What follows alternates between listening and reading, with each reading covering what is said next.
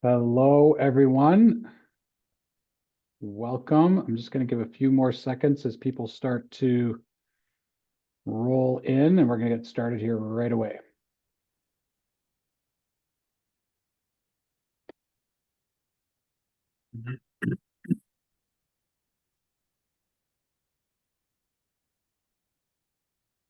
Okay.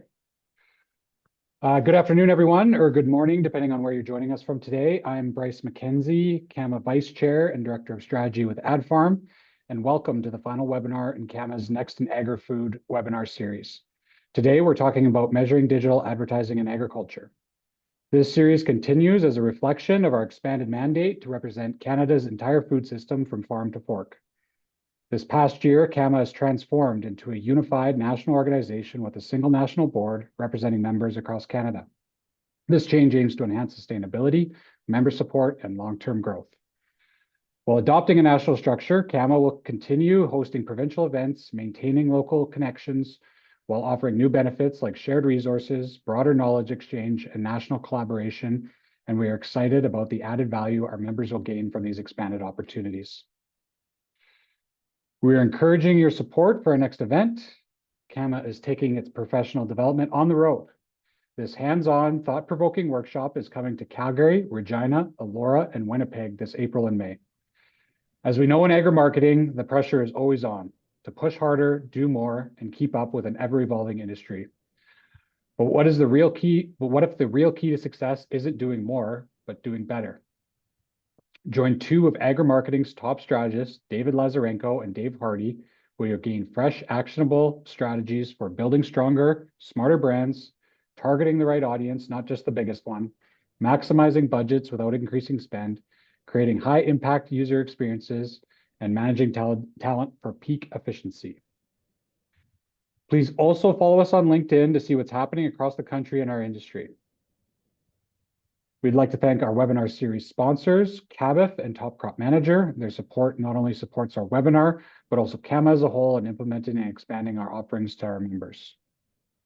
We'd also like to acknowledge and recognize the industry partners who have joined CAMA's National Sustaining Partner Program for a third year in a row. These inaugural partners have committed to our ongoing focus of ensuring CAMA continues to be a dynamic, credible, and relevant organization for Canada's agri-food marketers and communicators. Our four committed partners are AdFarm, Bayer, McCann, and Real Agriculture. Thank you to these companies for their ongoing support. And finally, a few housekeeping items. Your questions, please type them in the Q&A box below in the control panel when we will answer your questions at the end of the presentation.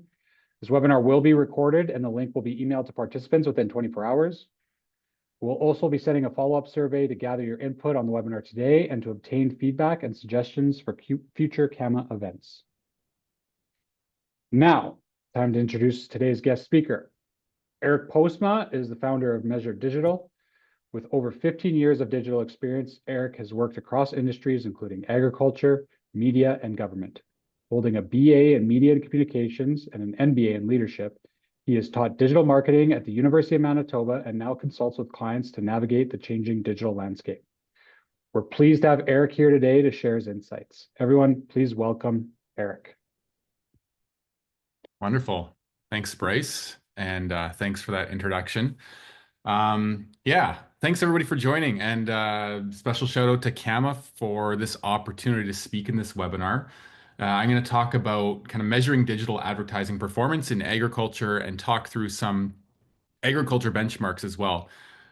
In general, digital advertising and digital marketing is something I'm extremely passionate about, and I've lived and breathed this for a very long time. So I have a lot to say, and I'm going to try to boil it into this 40-minute presentation today.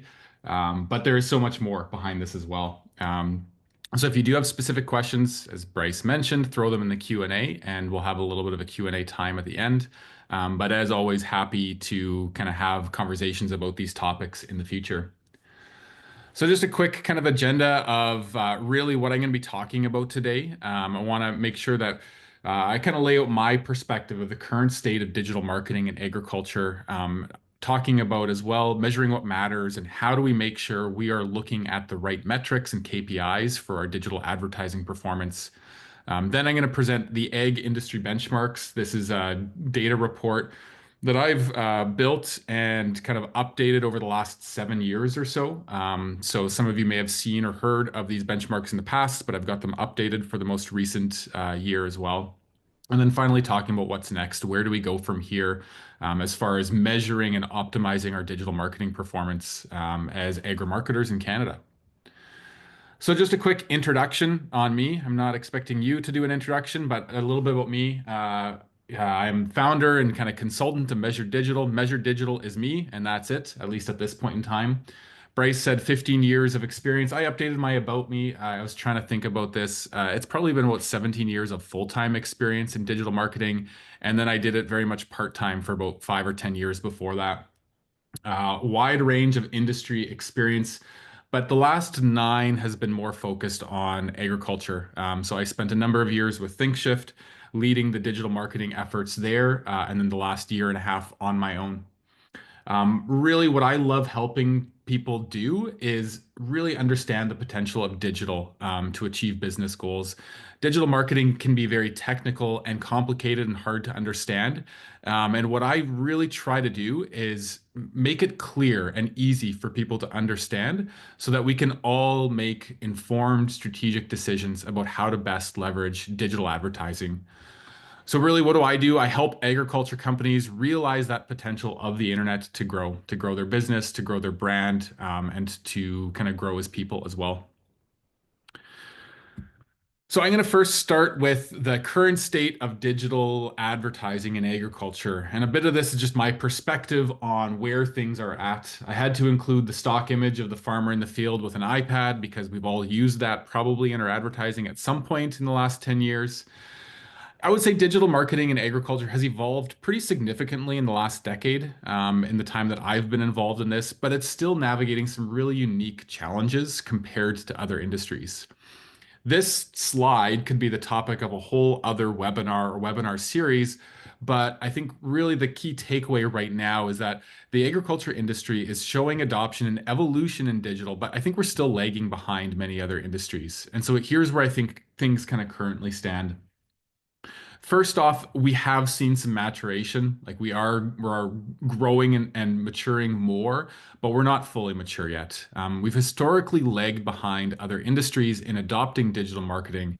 And for the last 10 years, I've tried to put my finger on why that is exactly. It's not super clear. I think there's at times agri-marketers have made assumptions about our audience and excuses based on some, connectivity issues or attribution challenges, which I'll talk a bit more as well. But I believe that's changing. I think there's growing interest in online channels, especially in certain pockets. I work with some ag tech companies, some input manufacturers, some service providers. I think they are looking to engage growers and retailers more efficiently and embracing digital a little bit more aggressively than maybe other parts of the industry. There is increased adoption of performance marketing. So for those that you don't know necessarily, performance-driven advertising or performance marketing is really advertising that focuses exclusively on measurable results, typically lead generation or e-commerce. But we can adopt performance marketing thinking into things like website traffic, website engagement as well. So shifting away from awareness-based campaigns in trade publications or sponsorships or events and more towards performance marketing. But I think there are data gaps remain. We were talking earlier about, I don't know which ways to say the most Canadian way, but data or data, whichever way is right. Reaching out to our farmer audience comes with some unique hurdles or challenges. There is limited third-party data. In other industries that I work in, there is plenty of data provided by third-party sources, OEMs, data aggregators, et cetera, that we can use to improve our performance and measurement as well. The involvement of sales or retail or distribution channels, long, complex buying cycles, they make targeting and attribution really difficult and more difficult in other industries. And that is that kind of big data gap there. In agriculture, there's continues to be a heavy reliance on traditional channels, whether it be print, radio, trade shows, that kind of stuff. They still take up a large portion of ag marketing budgets, especially, when we believe and we know that relationships and local presence really matter and make a big difference. And so that traditional focus continues to be present. There is some emerging digital sophistication, and it's always great to see different companies and organizations experiment and try out new things with segmentation, persona development, CRM integration, marketing automation, programmatic, geo-targeted, geo-fencing campaigns. So there is some of that sophistication, but it doesn't seem to be widespread or fully adopted yet. And then finally, one thing I'm going to talk a bit more today about is kind of the underutilization of data and analytics. Good data is hard to acquire for many of us because of the industry challenges that I've already talked about. And without good data, the analysis of that data is difficult. Many ag marketers still struggle with what to measure, how to measure it, how to interpret performance. And so there's a strong need for education and upskilling in analytics, attribution, and platform level optimization, which we'll talk a bit more about today. So I think, a big reason why I'm so passionate about measurement and analytics and optimization is I believe that these are core competencies for a successful digital marketer. It's critical that we are measuring the right metrics. We know what this means, how it contributes to our business performance, and making decisions based on that digital performance. So it's really important that we look to and measure the right performance.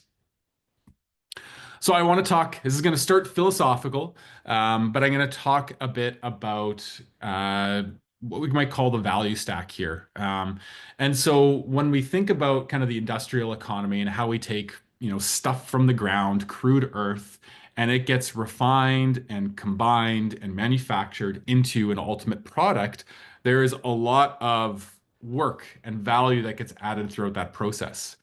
Today, we are in very much a knowledge-based economy, especially for us in the marketing and consulting realm for sure. And we got to think about data as kind of that raw material. On its own, it has minimal value, similar to the minerals or materials or ores we mine from the earth. It needs to be organized, analyzed, refined to be usable in a knowledge-based economy.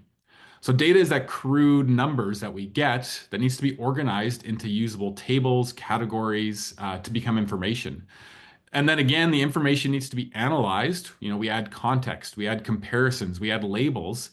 This allows us ultimately to drive insights into what is going on, and then analysis to kind of drive, the insights help drive wisdom, really help drive informed decisions on how we can make improvements to our marketing efforts.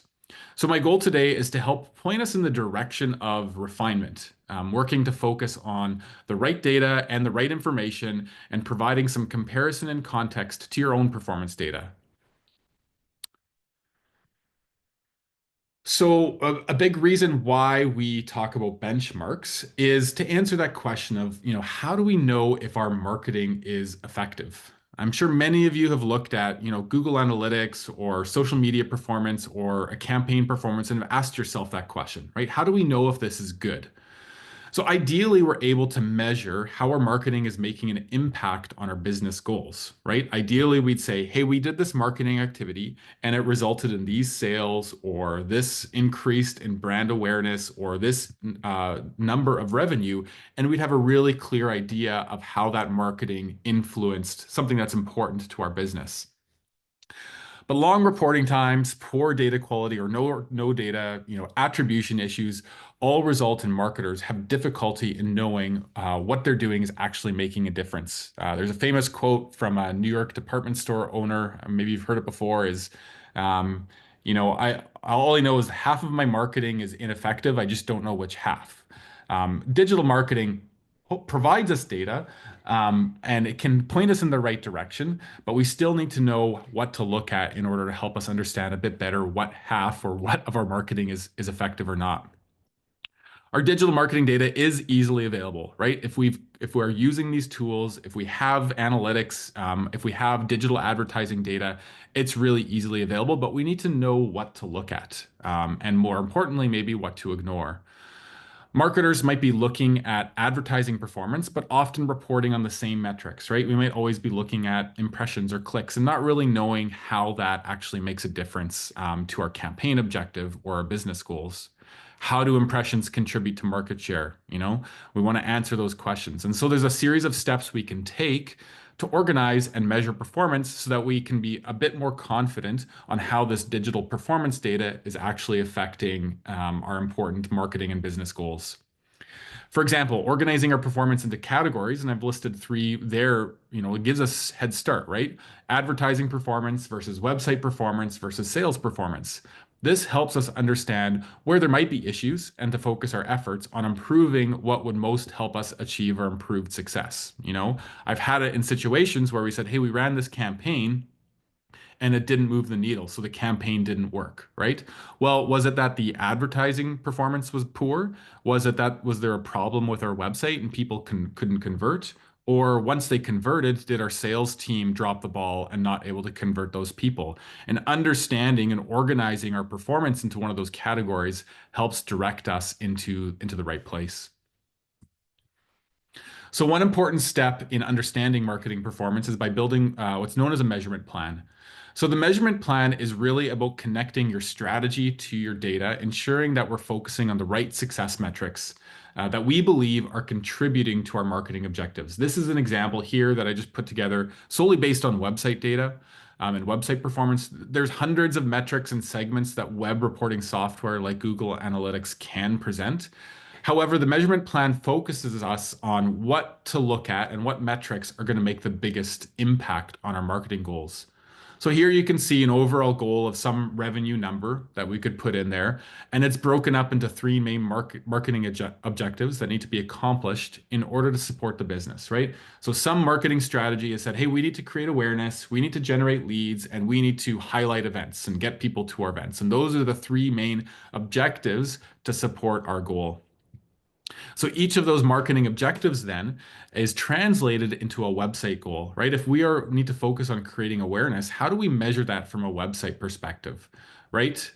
We are going to look at, what we're doing here from a website perspective is we are reinforcing our online or offline advertising so that when people see us or see our ads, they come to our website or they search us up, that is being reinforced. And we're going to measure that based on branded search traffic, right? People saw a billboard, they saw a digital ad, they saw whatever else, and they said, hey, I want to look up Example Company Inc. And so that is kind of the KPI for that create awareness there, right? That tells us that we are successfully creating awareness as an example. The KPI and the target identify specifically how that goal is going to be measured. And then the segments identify the different ways that we want to carve up the KPI to help us understand where that success is coming from and how to optimize our efforts, right? So of those branded search terms, we want to look at the different traffic sources, right? Is it, organic versus paid? Is it mobile versus desktop? We can look at which of those result in converted leads as well, and that can help us optimize our efforts in the future. So the measurement plan gives us a roadmap for future reporting against the success of our marketing strategy. We're not just kind of diving into our analytics and saying, hey, did this work? It says now we've got a clear path on how we're going to measure whether this worked or not. Now, when it comes to digital advertising, our metrics and segments will be determined more based on our campaign objective, likely, whether it be awareness, consideration, or a conversion-focused campaign. So for awareness campaigns, we're going to look at how widely we are reaching with our digital ads, right? We want to build awareness, so we want to make sure we are getting our ads in front of our audience, right? We could look at impressions or video views. Some platforms allow us to measure things like ad recall or brand lift as well. So after seeing our ads, did it contribute to people really understanding and remembering who we are? For consideration campaigns, we're going to look at how well users are interested in us and engaging with our message. So if they're more interested in what we have to say or what we have to offer, that's going to be shown based on how they engage with our campaigns, right? Are they clicking? Are they visiting our website as a result? And that helps us understand how interested they are. And then finally, conversion campaigns. We're looking specifically at that conversion action, right? Whether it be some sort of action on our website, a lead generation, and then ultimately the revenue associated with those. One key thing that I want to note, and I've called that out down there as well, is this idea of the calculated metrics. Um, Metric volume, so impression volume, click volume, even conversion volume, can all be affected by budget. If we spend more money on digital platforms, we are going to get more results. Hopefully, that's how it's supposed to work. We can use the calculated metrics, which are ultimately ratios that help us normalize that volume and more easily compare performance across campaigns, across platforms, or across timeframes. So those calculated metrics are going to be the focus of the egg benchmarks that I'll show right away. This takes ad spend out of the equation to help you understand how your performance compares to industry averages, that kind of stuff. So let's talk about egg industry benchmarks. Really, we're going to talk more about benchmarks here in a moment, but we all look at performance and we ask that question, right? Is this good, right? We've seen the report that says our click-through rate is this, or our cost per click is good. Is this good? And benchmarks come in handy. They help us contextualize current performance. I think it's important too to note that benchmarks are helpful, but they're not definitive. And I'll talk through some of those variabilities in here. There are a lot of factors that impact advertising performance. And so benchmarks point us in the right direction, but they're not going to be the definitive answer. They help us understand how to analyze and interpret our performance. So benchmarking is the exercise of evaluating your current performance by comparing performance with some kind of standard. Setting benchmarks helps us understand if our performance is good and easily allows us to take action on underperforming initiatives, right? It at least points us in the direction of what is not working. So there are three ways that we might typically benchmark. The first method, which I'm going to present with you today, is benchmarking against industry averages, right? This can help contextualize your performance in light of how the rest of your industry performs. However, your situation is unique, right? Your campaign objective, your audience, your brand equity, your creative, how you set up your campaigns, your platform selection, all of those things impact the performance you get. And so there are better ways to benchmark, right? It is better to benchmark against your own performance. And first off, the better kind of benchmark is to compare your campaign performance and set performance benchmarks based on your own advertising averages. So this might be the first time we've advertised this particular product or this type of product, but we can at least compare to similar products or even our average from last year as a benchmark. In order to help us understand a bit more on how our campaigns perform. In the ideal scenario, we're benchmarking against the same campaign, right? We often run year-over-year campaigns, right? We've ran this product campaign this year, we're running it again next year, and so we can compare year-over-year performance. Or campaigns comparing similar products, similar objectives, audiences, where we can normalize some of those variables and have a better comparison on how we are improving year over year or period over period. For always on campaigns or longer run campaigns, we can seek to benchmark even within that, right? We can compare this month compared to last month, or we can compare week over week performance as well to understand over the course of our campaign, how are we improving against our average performance. So a little history too. About 7 or 8 years ago, I asked these questions, right? How do we know if this performance in agriculture is good, right? How do we compare against the industry? And if you look online, there is a lot of kind of digital advertising benchmarks or average performance data available. The screenshot I've got here is from WordStream.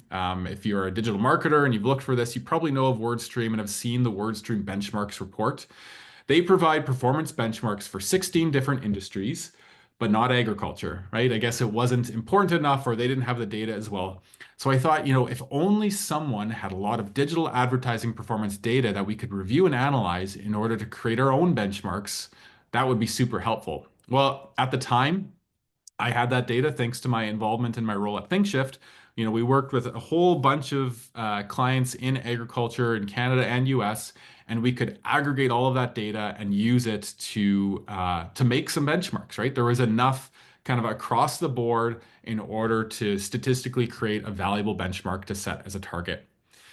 So now in the 7th year of developing this benchmark report, I've aggregated and analyzed over 4,000 individual ad campaigns representing over $10 million in digital advertising spend across Meta, X, and Google Ads. So the benchmarks I'll be reviewing today is based on 2024 performance, so trying to isolate that year. But I'm going to be providing some notes on how 2024 has compared to previous years as well.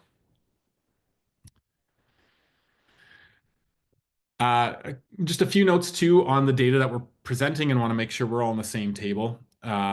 Because of the variety of reporting methodologies, objectives, creative, these benchmarks are normalized into 3 main calculated metrics. So I'll be providing benchmarks for CPM, cost per mil, click-through rate, CTR, and CPC. So CPM, or cost per mil, is the average cost that we pay to achieve 1,000 impressions. This is a measure of how efficiently our campaigns are at achieving impressions, and it can be one important performance metric for awareness campaigns, right? If our campaigns are performing well, and our objective is to reach our audience and get our name or a product in front of that audience, we would hope to achieve a lower CPM, as we would have to spend less on average to achieve impressions. Click-through rate, that's the percentage of impressions that result in a click. So for many digital campaigns, the click is often a primary action we're trying to achieve. Whether ultimately we're hoping they're going to convert with some sort of form or action, we still need them to click. And so click-through rate is typically an important metric that we look at. Cost per click is the average amount that we have to spend in order to achieve a click. And again, because the click is a primary action, often this metric helps us understand how efficient our campaigns are at driving that click action. There are other metrics that we might look at, typically video view rate, cost per view, conversion rate, cost per action, return on ad spend, all sorts of stuff. These can be a bit difficult to benchmark because some of these metrics are not normalized across platforms. For example, for video views, YouTube counts a view after 30 seconds or a completed view, whereas a platform like Facebook is going to count a video view after only 3 seconds. So comparing a cost per view or a video view rate when one platform saying 30 seconds, one platform saying 3 seconds, it's really hard to normalize those across platforms and set a benchmark.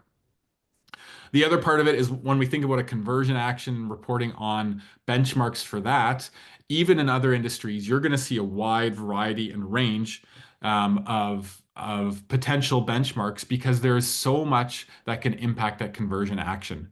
Whether it's the conversion is download a PDF or a newsletter sign up, or it's a contact sales, those have really different asks for the user, and therefore our conversion rate is going to be different as well.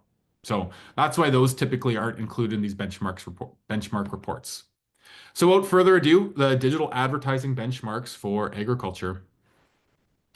So here we are, click-through rate of 0.41%, average cost per click of 75 cents, and average cost per mil of $3.08. This is based on average performance across Meta, X, and Google Ads for 2024. How do your platforms stack up, right? How do your campaigns compare to this? Does it seem low? Does it seem high? Well, as mentioned below, there's a number of factors that will impact performance against these benchmarks, and I'll talk through those and try to isolate some of those variables with some further data. So first off, platform selection. We would expect certain platforms, for example, Google Search, to deliver much better click performance because we're targeting bit users based on their search intent, right? Users search a particular term, come to a page, they click on that ad. Of course, we're going to expect them to have higher intent.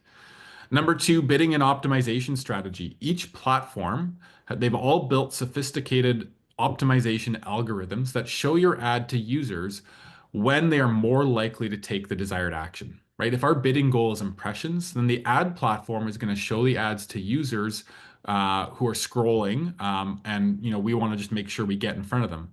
Well, if our bidding goal is traffic, then the ad platform is going to work to find users who are more likely to click or take action on that ad at that time.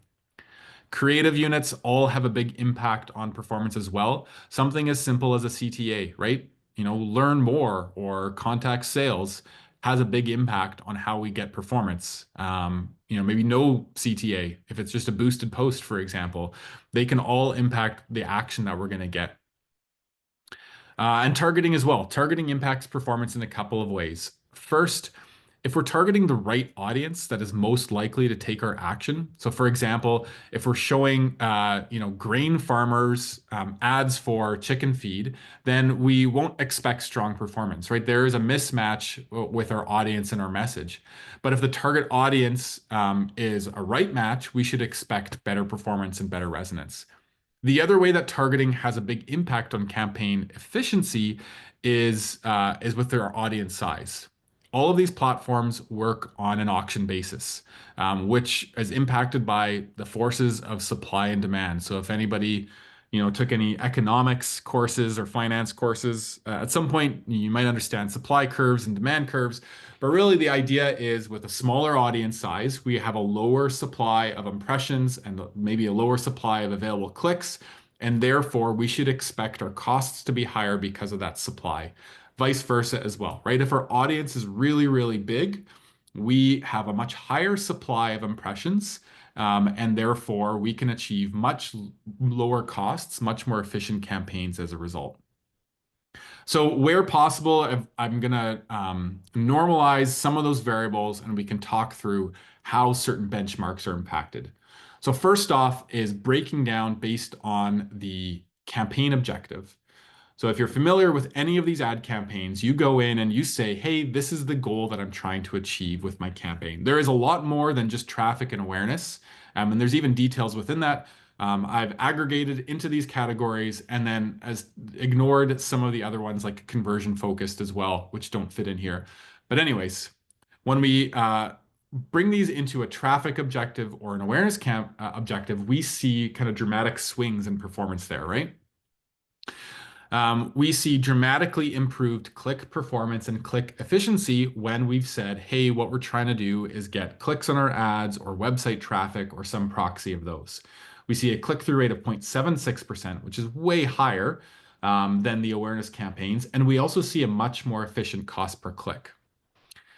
On the other side, when we say awareness, right, what we're really trying to do is just get our name or our product in front of our ideal audience.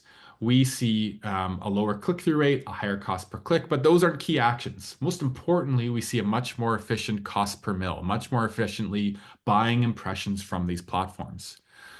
One important takeaway here is choosing the right objective in the platform matters dramatically. It impacts the performance you get, the price you pay. And so we want to make sure that we're clear on, what is our marketing objective? And I think this goes back to the measurement plan that I presented as well. We have a marketing objective of creating awareness or driving leads or whatever else might be. We have to make sure that that gets translated all the way down into how these campaigns are set up in these advertising platforms, because that's going to dramatically skew the performance and the results that we get out of here. Now we can break down some of the performance as well by platform. As mentioned below, ad platform selection ought to be determined by your campaign strategy, and it does have a really big impact on expected results. This here is the click-through rate for X, Meta, Google Display, and Google Search from 2024. First off, personal and also professional feelings are on the table.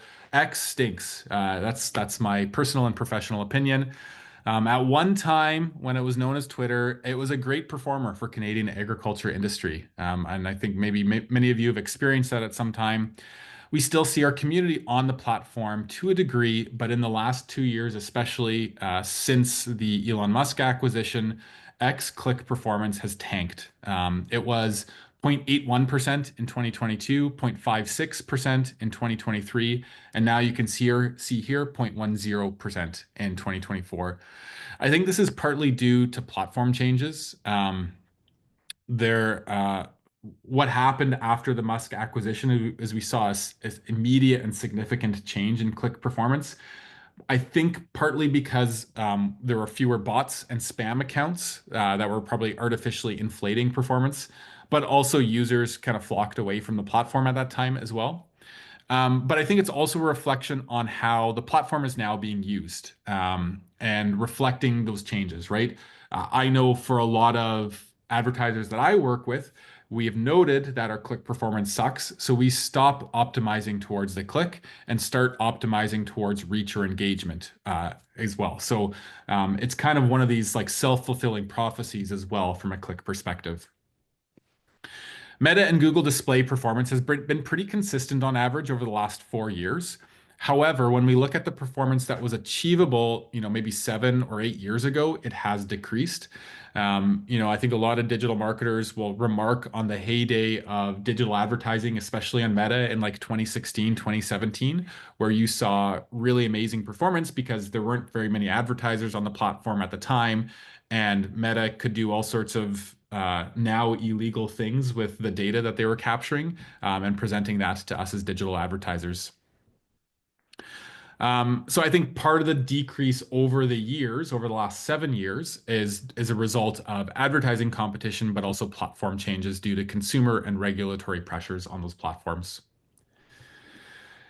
The one kind of really interesting thing to note too is Google search. We've seen pretty dramatic increases in the average click-through rate for our benchmark rate over the last 3 years from Google search. When we look at average performance in other industries, they'll typically set a benchmark for Google search between 3 and 4%. And what we've seen here is really significant increases. And 8.24 is even quite a bit above where we were in last year and the year before that. It's hard to point our finger to what exactly is causing that. I think it could be a bit of a supply and demand issue here. Not an issue, but an opportunity in that as more people turn to Google search and search for things that are relatively important to us, we are going to see dramatically improved performance, especially if our advertising budgets remain the same or similar as they have for the last 5, 6 years, for example, on the platform. So there's often an opportunity there to spend more money on Google search than maybe what you've been allocated there in the past, because we've seen the performance, and that performance is typically related to the available impressions and clicks for people searching for relevant keywords. Here is average cost per click for each platform. Google search on the far right there typically shows the highest average cost per click, but it's hard to compare it to the other platforms. These are the most valuable clicks and the most valuable users to target. With Google search, we're targeting based on search terms that people are kind of typing into Google. And those users are exhibiting high research intent, right? Likely shopping for or considering what you're offering.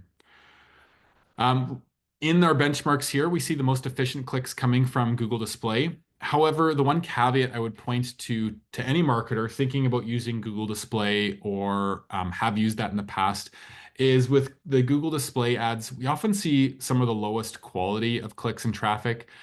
These ad units typically or often show up on like mobile apps or mobile web. And so we see a high number of like accidental clicks where the user doesn't actually want to click through. They're trying to scroll through their app or they're trying to X out this ad and then they tap the ad accidentally, opens up the website. And what we'll see from a website perspective is really low engagement on the website as a result of these accidental clicks. That doesn't mean we're reaching the wrong people. It doesn't mean that these are bots or spam traffic. It's just the nature of how these ads show up in the environment.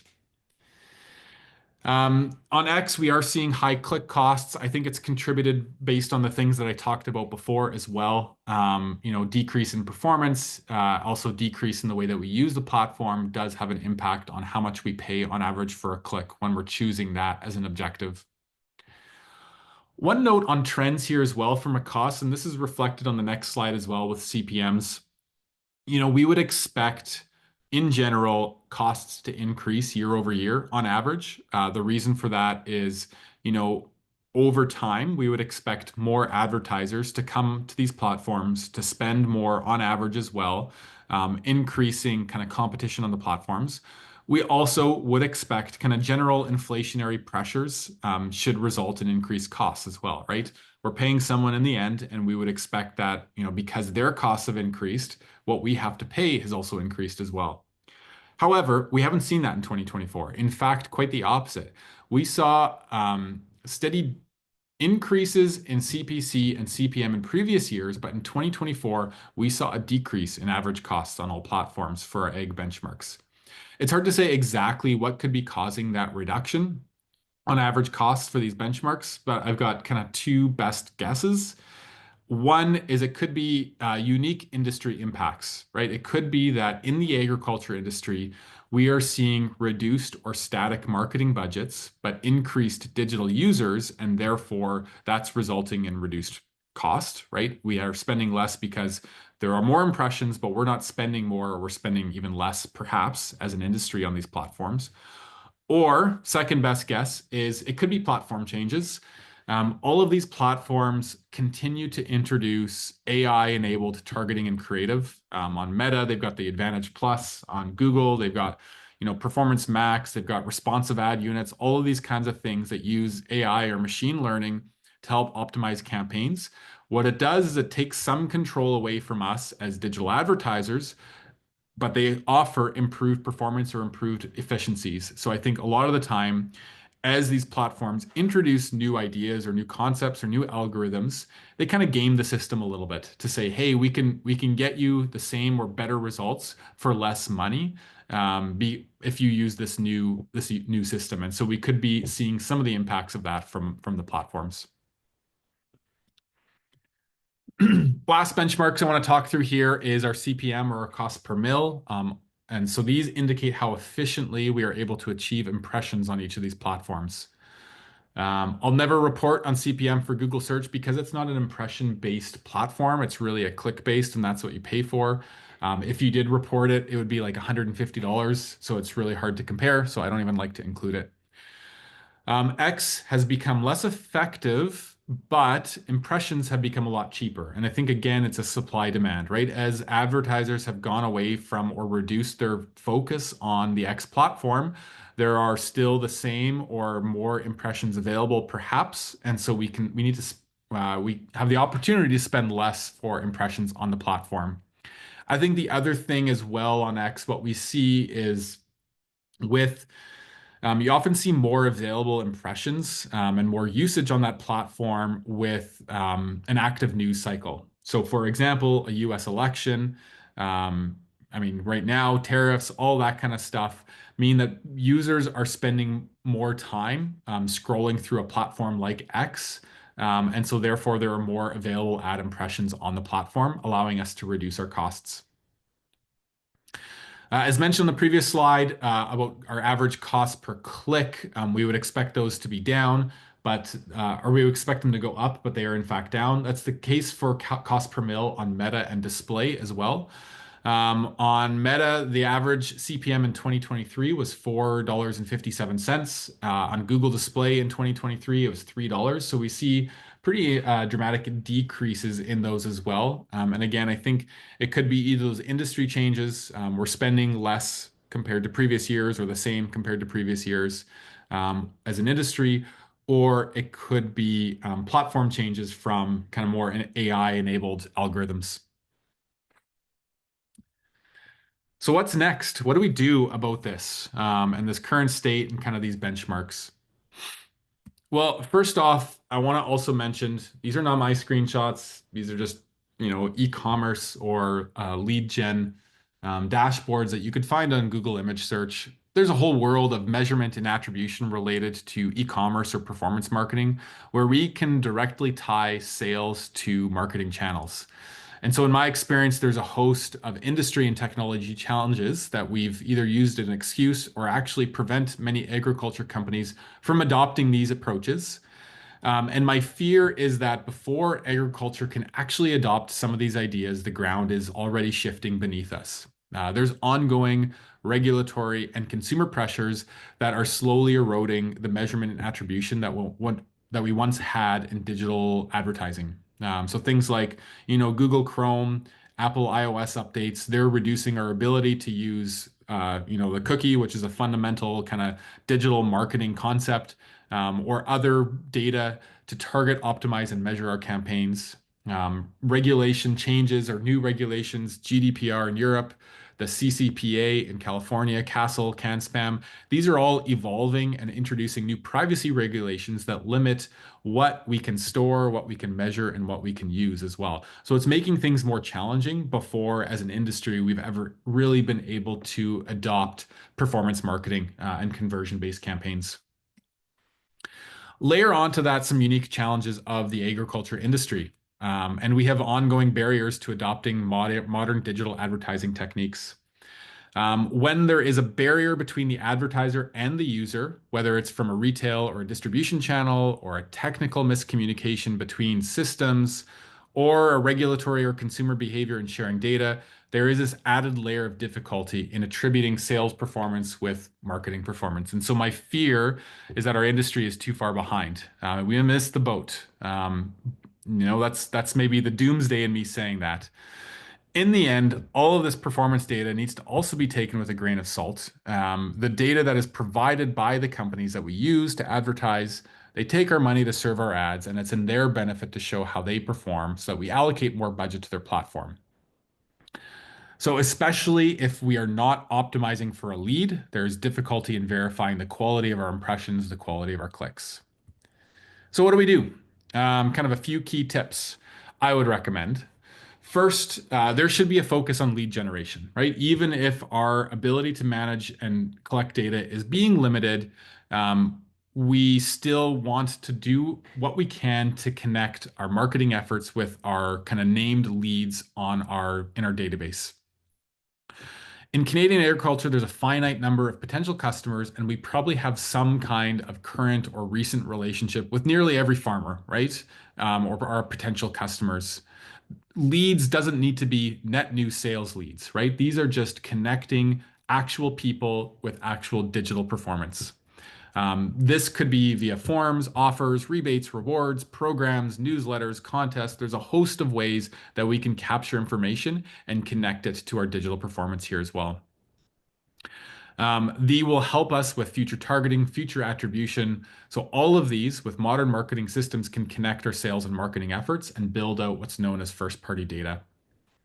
Second, however we can integrate and analyze marketing and sales performance together. I know there's often a delay in capturing sales data. Sometimes we don't get our sales data from the retail channel for, a year after it's been sold. And it's not often directly attributed to marketing efforts, but in the past, I've done things like, hey, let's look at the sales lift in this geography and what did we do from an advertising perspective? What performance did we see there? Can we say our advertising helped contribute to a sales lift in a certain geography or a certain product line? Third, which is a kind of an outcome of the first item is using first-party data to target customers. So this would be using names and emails that you have access to in order to improve your targeting efforts and attribution efforts. A customer match audience can help us look at the difference in advertising performance from known versus unknown users. We can deliver unique messaging to users who we already have a relationship with. We can deliver valuable email or text series to treat our customers as valuable partners. And finally, in the continued absence of kind of valuable first-party conversion data, what we're often left with, and kind of some of those benchmarks might point us to there as well, is what I would call proxy metrics. That might be the best leading indicators for your business. Ultimately, that is creating a measurement plan to say, hey, we might not be able to attribute our marketing and sales performance perfectly, but what we can do is say, this result from a marketing perspective is the best proxy or leading indicator to help us understand how we are contributing to the success of our business. So just some examples here, right? At the top of funnel, we want to see an increase in awareness or interest in our brand or product. So let's look at, are people searching for our brand? Are people searching for our products? Are more people looking for us by name? We want to measure how widely we're reaching our fans or our followers or our community, right? Let's look at social engagement. Do our messages actually engage with people there as well? And that can help us understand how at a top of funnel or an awareness level, we're contributing to success. Middle of funnel, we can measure interest based on website traffic and where that traffic is coming from. We can measure the size of our reachable audience. So that's social followers or newsletter subscribers or something else like that. And at the bottom of funnel, I think we can still measure valuable conversions, right? It might not be a sales conversion.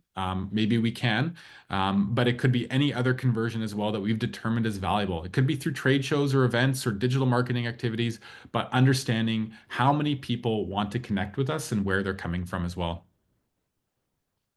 And so that's it. That's all I've got. Thanks, everybody. Shameless plug. Reach out if you have any questions about the presentation or want to talk digital marketing. I do provide services to egg companies or white label services for agencies as well. I am Eric Postma on Measured Digital, and now happy to answer questions or have any discussions. Awesome.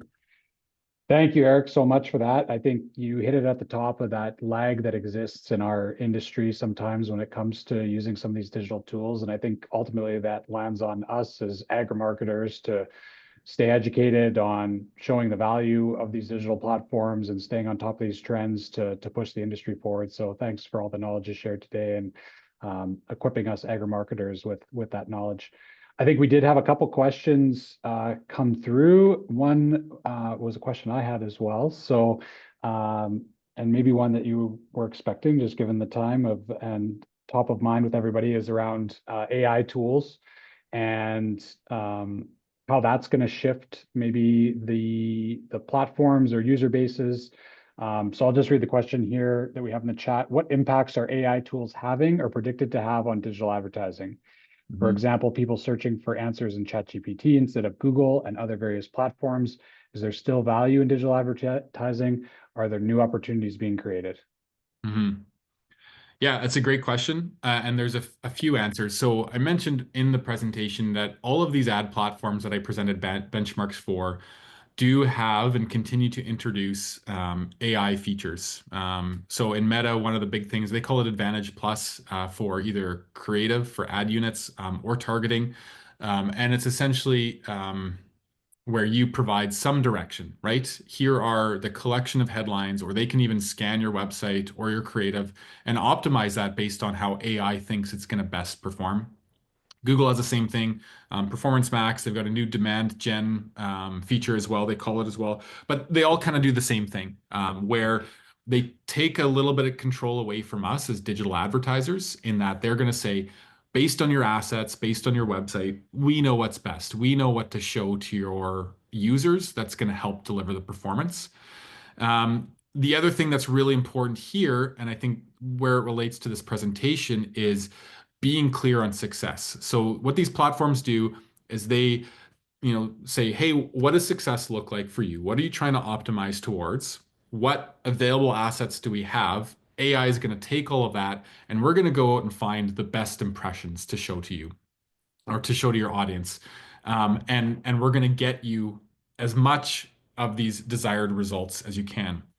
The best example I have is I've got a decent amount of experience with Google's Performance Max tool, which is exactly this. It's an AI-enabled advertising tool.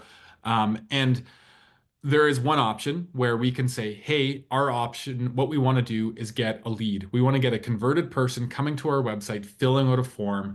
And when you've got something like that, we see pretty exceptional results. We can see the AI learn who to show our ads to, when to show them, what message to show them to get the best results. And we see really, really great results right now. And so I think AI can potentially do better than what a lot of our creative teams or our advertising teams could do in the past.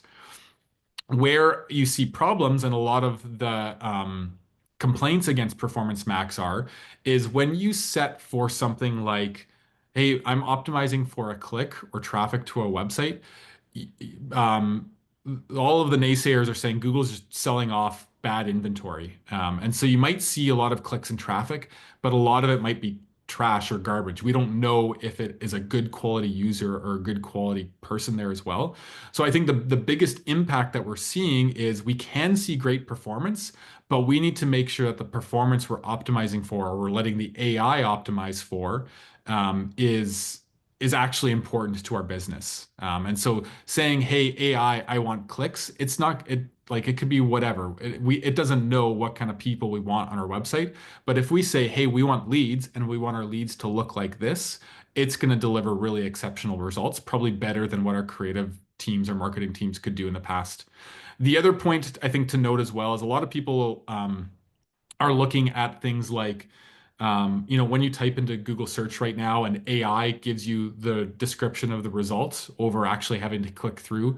I think a lot of SEOs, so organic search people, are wringing their wrists or hands and like really nervous and anxious about what that's doing to theirs. The thing that gives me confidence is that Google, their whole business model is based on charging people to serve ads and getting people to click on those ads as well. So even though they are showing those AI things, Google still has to maintain some value in the Google search, for example, or other advertising venues in order to continue to get the right people to see our messages and get them to click. I think that's going to evolve in how that shows up. We might see some sort of like sponsored AI placement at some point in the future, but these ad platforms are very invested in capturing our money as advertisers and making sure the right users are getting there as well. Hopefully that answered the question.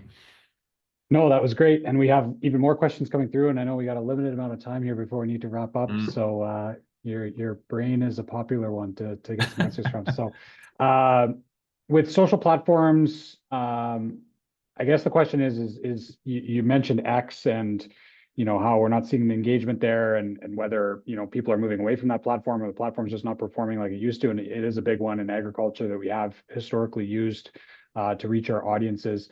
What platforms do you see, people moving to or are seeing some more positive trends in terms of engagement, or even just from an awareness standpoint, getting the message out there? Is it, these emerging platforms that are out there like Threads and Blue Sky, or are they shifting to, platforms that have been around for a while versus X? I guess any insight in terms of where you're seeing audiences go and engage?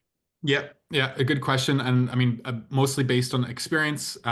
So I think a lot of those blue sky threads, like the audience isn't quite there yet, whether ag or otherwise. Like the communities haven't been built and users aren't using them quite enough to justify, in my mind, the resources required. Like, yeah, adopt those, but make sure we're doing really great on other platforms first, because there are much more users on Facebook, Instagram, YouTube, TikTok, even, etc. TikTok's an interesting one.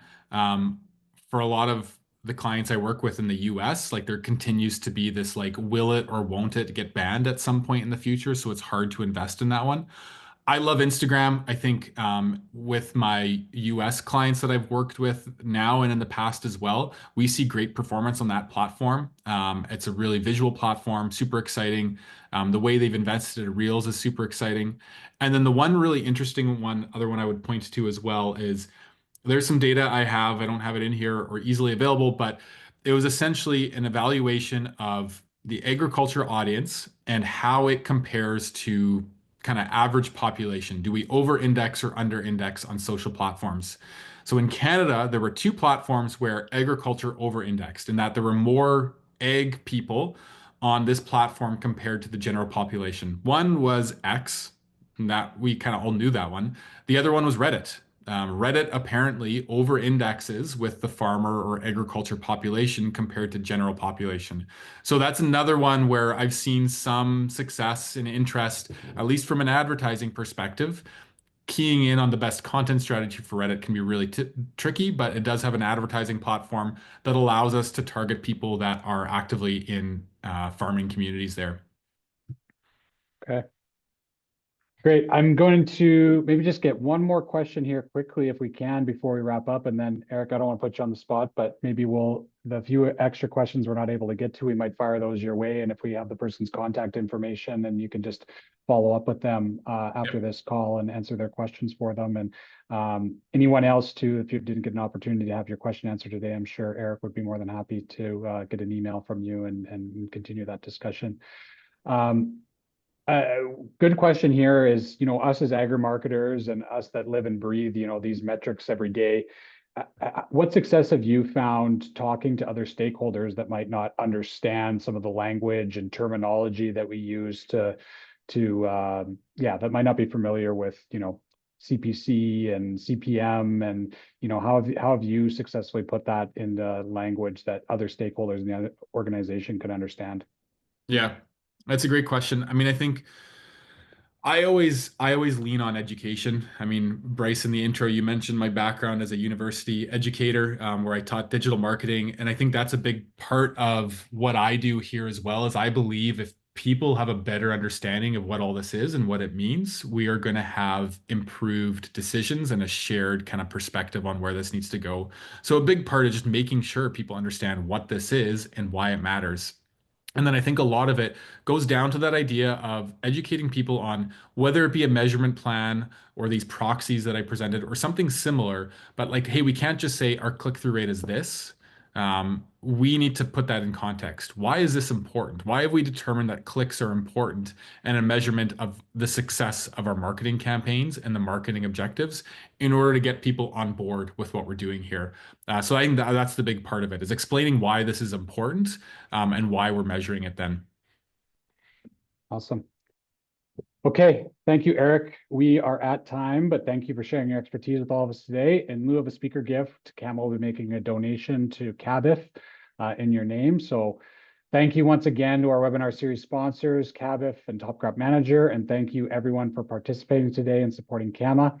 If you'd ever like to learn more about CAMA, go to our website, cama.org, and thank you for your support. Thank you, everyone, and have a great rest of your day.